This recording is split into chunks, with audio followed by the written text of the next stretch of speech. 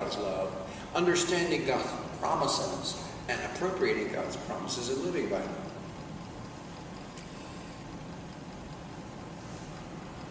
The dream that all of us has is of a time when we don't need to be bold, when we don't need to do anything, when we can just relax. A permanent vacation. I love vacation. Is there anybody here who doesn't like vacation? I don't think so. Let me see if you're all awake. Who likes vacation? Oh, that's good. That's good. That's good. I like vacation partly because of the etymology of the word. It comes from the same word as vacant, which means empty. Your time is empty. You can fill it with anything you want. It's wonderful.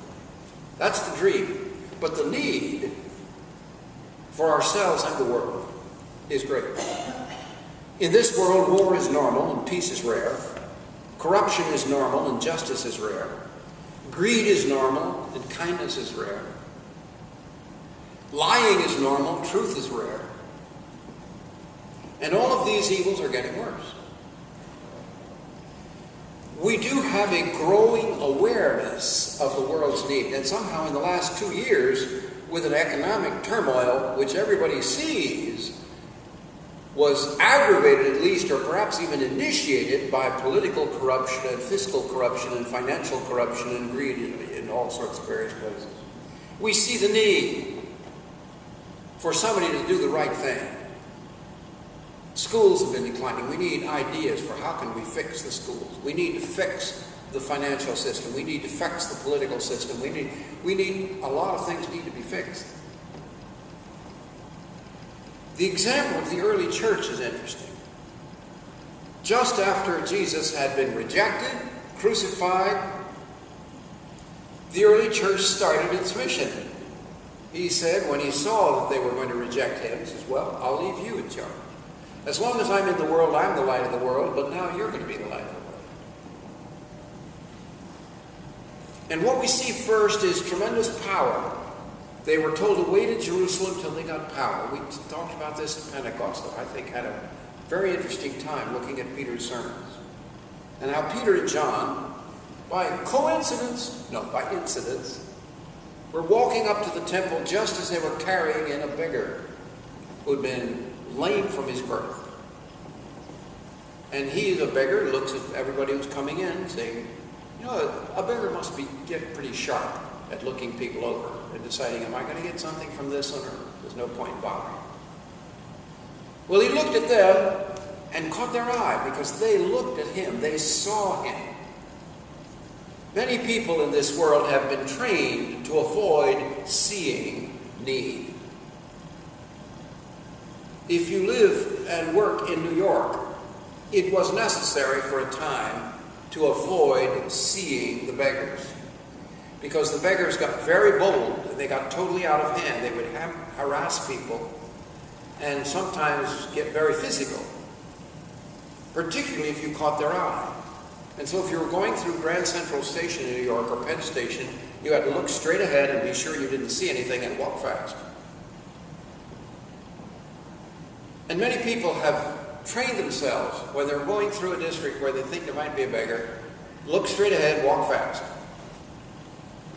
There are parts of the world where your friends tell you to do that.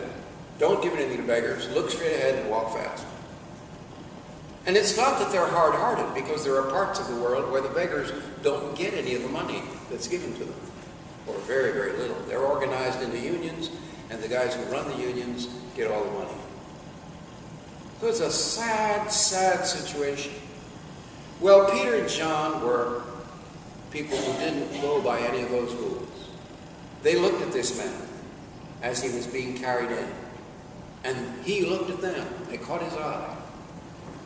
And he expected to get something from them. So he looked at them and asked for something. And Peter and John looked back at him and said, we don't have any money, but we have something to give you.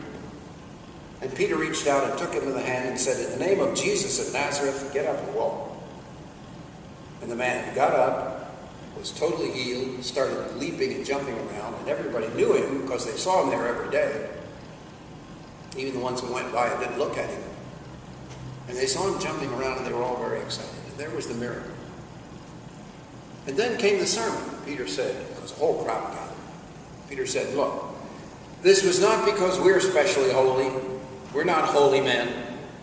We don't have any special power. We're not specially good. It's not by our purity.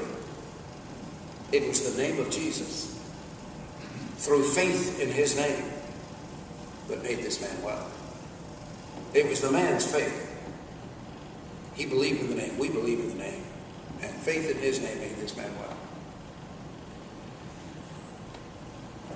This is something very exciting. It is something the world finds very hard to believe. That's one of the reasons why we have the Bible. Because if you don't have any faith, the world knows this. If you don't have any belief that anything good is going to happen to you, very little good comes. And if you believe that good things are going to come, more good things come. I don't have time to stop and tell you all of the scientific experiments which have proved this. But teachers in schools, rats in cages, it has been proved again and again that what the people expect of the students or of the rats, they tend to report that that's what they have. That's what they got. People who expect good things get more good things. If every time, well, let me be specific. I used to get envelopes from Ed McMahon. Has anybody here ever gotten a piece of mail from Ed McMahon? $1 million might be yours. Just fill out all these things and tear out these coupons and subscribe to this and that. You might get $1 million. $10 million it became after a while. $10 million. I began to tear them up and throw them away. I didn't expect anything for all the trouble that I'd have going through all the stuff and pasting this on that, whatever.